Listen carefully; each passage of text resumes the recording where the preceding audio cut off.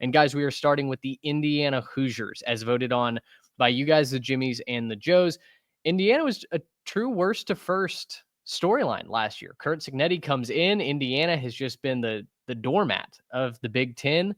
And out of nowhere, he brings in Curtis Rourke from Ohio, and a bunch of players come over with him as well. And suddenly it is all systems go. Indiana is off to the races, the second best scoring offense. They had one of the top defenses in the country as well last year. But this year, the big storyline to me feels like, is this for real? Is Indiana a one-hit wonder, or can they actually sustain some of that success? And guys, they have a really good shot at keeping the quarterback production going. They bring in Fernando Mendoza from Cal, who comes over. He threw for over 3,000 yards last year, despite one of the worst offensive lines in the country. A wide receiver core that was inconsistent at best. Some bright spots like Isaiah Hunter, who we've talked about in past episodes. But the rest of the offense is really good around Mendoza as well. Elijah Surratt stays. He had almost 1,000 yards and 8 touchdowns last year. Omar Cooper, almost 600 yards, 7 touchdowns a season ago. And then Garrett, your guy, Robin Himby, transfers over from Maryland to lead the running back room. They've got some really good offensive line players that they plucked out of the portal. Pat Coogan, part of those, a couple of those Notre Dame guys that left. It was very surprising at the time. And then Khalil Benson joins an actual football team, leaving Colorado and coming over to the Hoosiers. So I like the offense. The defense was second in the country last year as well.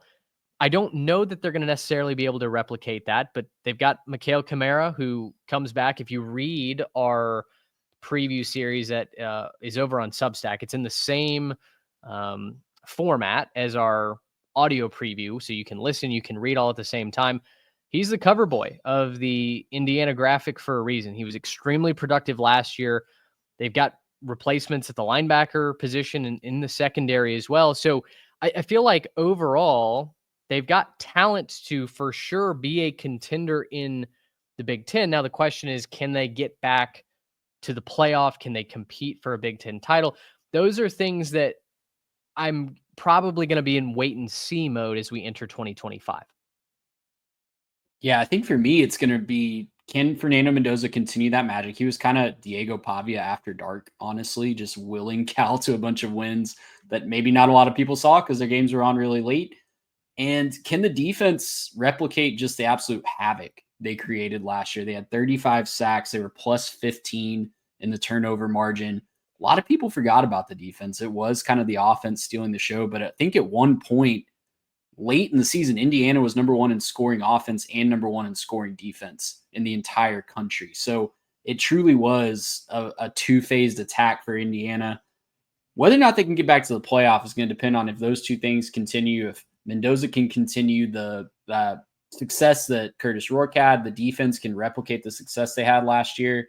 And obviously the big storyline was the soft schedule that Indiana faced. Not all of it was their fault, but some of the bigger opponents that they were banking on being signature wins ended up not being as good. Michigan was not the national championship caliber team. And then when they did face teams like Ohio State and Notre Dame, they were coming up on the short end of the stick of those. But this year, it's a step up in the schedule. They have a really soft non-conference again, Old Dominion, Kennesaw, Indiana State.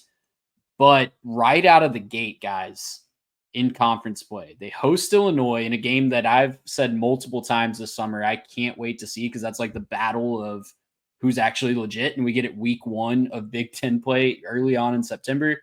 And then after that, if they survive Illinois at home, they go to Iowa. We talked about how high we are on them last time. They have a bye week, and then they go to Oregon. So we're going to know very early on if Indiana is legit this year. In contrast to last year when we were sitting there Thanksgiving week wondering, well, they're 11-1, but what is the committee going to think about that resume? We'll know very, very early on. We'll know by October this year if Indiana is a legit college football playoff contender or not. I think we're going to know a little bit after week 1 how salty that defense is that brought in some reinforcements along the line of scrimmage, because Colton Joseph and the Old Dominion Monarchs are not going to be as talented as a Big Ten team, but they have their eyes set on the top of the Sun Belt. And I like Ricky Ronnie's team. We talked about them in the Sun Belt preview. I'm very high on Old Dominion. So they're going to get punched probably very early on in the schedule. And then you're right. I mean, there's just no warm up to conference play whatsoever. Garrett, the defense is what I keep coming back to. They have Devon Boykin from NC State coming over to play a hybrid role. They've got Hosea Wheeler, who comes over from Western Kentucky, Rylan Gandy, who steps into the starting lineup at cornerback. It feels like if there is one side of the ball that I might expect a regression back to the mean, it would be on that defensive side. Although, Tino Sunseri is gone to UCLA as well, the architect of that offense last year.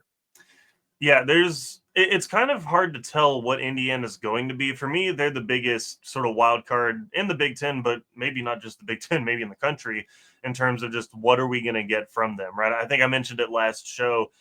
Is Curt Cignetti really just football Jesus? Like, did he come in here and save the program and just turn everything around and it's amazing? Or did he kind of just catch lightning in a bottle, right? Like, is this just, you found the right players at the right time to fit your scheme? Talked about a lot of the transfers that came in. I also kind of like that, we're talking about Fernando Mendoza as, I think, by transitive property now, the poor man's Johnny Manziel after dark, after, comparing him to Diego Pavia. I think that's kind of where he stands now. So I'll the homeless man's Johnny Manziel. the homeless man's, the homeless man's Johnny Manziel after dark. But no, I think the defense was kind of quietly one of the better units. I mean, they held when you go to Ohio State and you look at the game that they played against them, they held them to 14 in the first half. And then it really wasn't until Caleb Downs returned that punt that things even turned around. And so,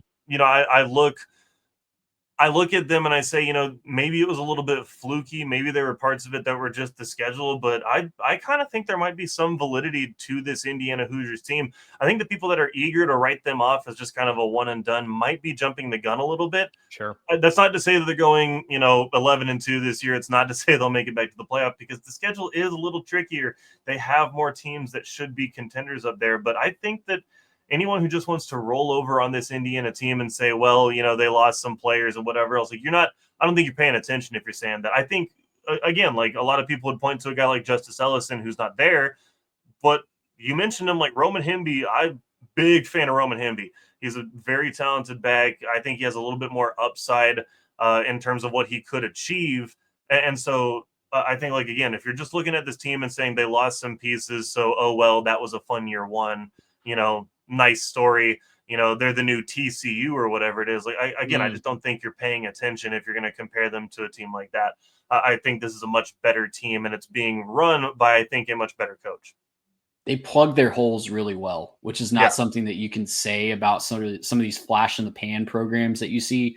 A lot of times you can point to one or two flaws. And honestly, when I was doing my research on Indiana, I was expecting to see that. I was expecting to see what we typically see from these types of programs where you're like, yeah, it all kind of came together for one year. You mentioned that TCU team from a few years ago, Garrett, where you could really point to like, okay, they're losing a quarterback that was just a gamer.